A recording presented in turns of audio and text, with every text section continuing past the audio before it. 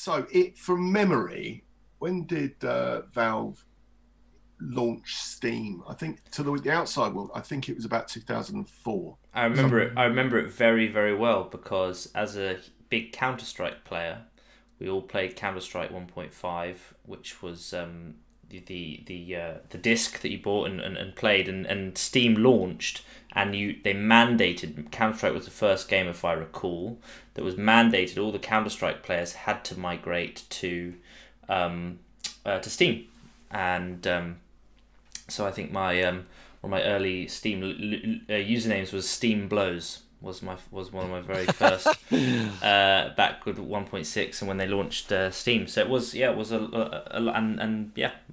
while ago.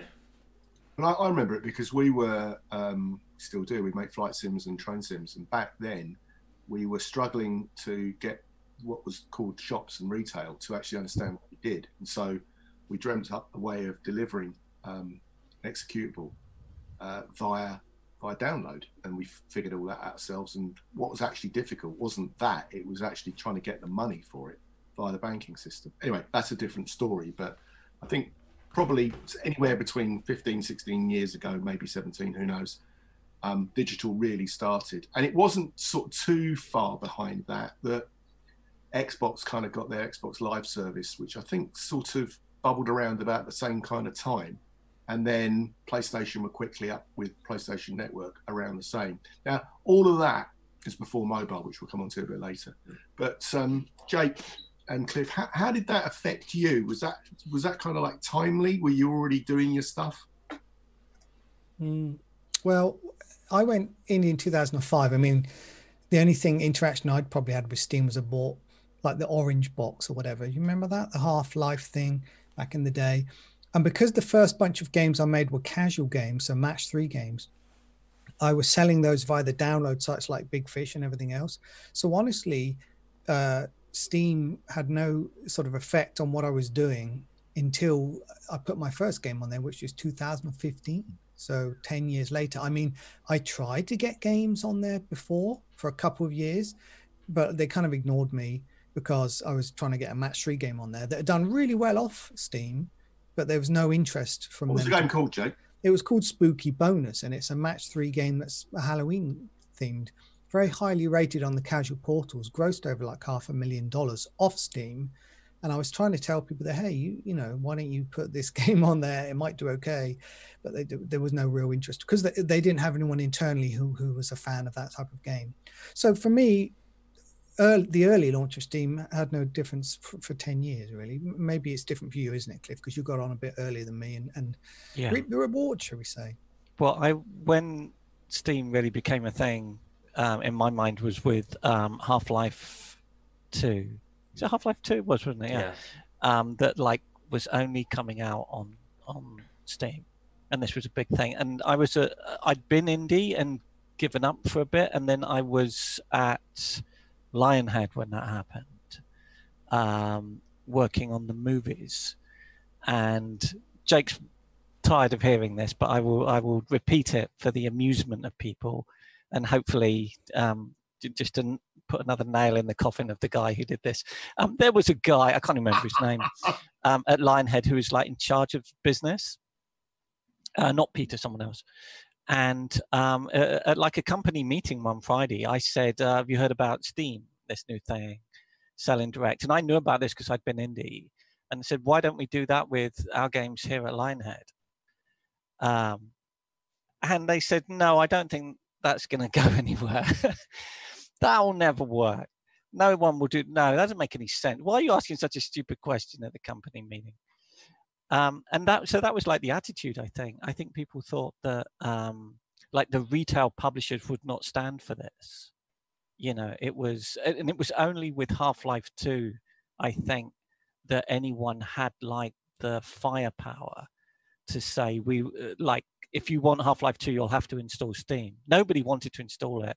It was really bad from a customer point of view. Everyone hated it. It was slow. The user interface was some horrible, like, it's a sort of like orangey, browny, greeny. It was just bad right at the start. So, and it still isn't great. I don't know if you've used Steam lately, but it's not. It isn't. And to be fair, it isn't the most intuitive of all interfaces. If you type a game in, I often do this. You type a game into the library box. It just says you've got, but you mean to put it in the store. It doesn't say, oh, you don't own this game. Do you mean to get it? Do you actually mean to search in the store? Adding friends is quite difficult. So yeah, isn't the slickest piece of tech. That's not unique though to some of the greatest tech companies on the planet.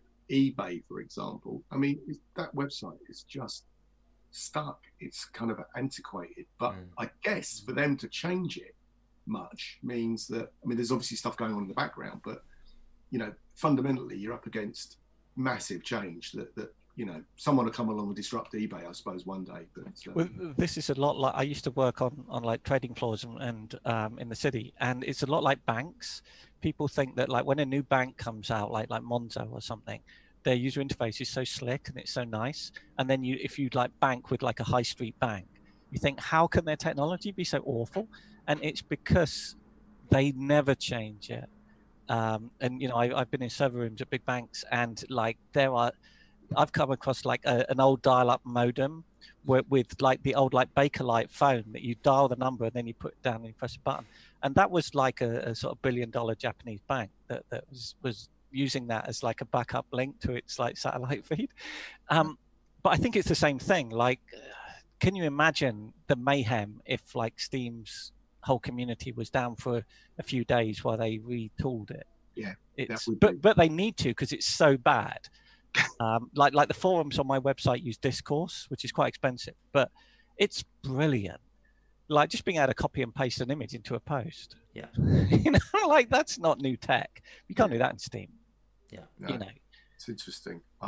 It's interesting what you say there, slightly slipping off the subject, but I'm going to do it anyway, about, Half-Life 2 sort of mandated as players to use Steam, because kind of like it does take big games to make people sort of go to a platform. And I think you probably could say the same about Google with Stadia. They sort of need a Half-Life 2 moment to really... Well, but they need to defy the laws of physics in order for this to work. Like not having a hit game is the least of their problems. I'm sat here with, okay, I've got fiber, weirdly, but like rural internet and Stadia, no, it just doesn't work. No. And there's no benefit. I don't know. Don't get me started. No, well, we won't start on that.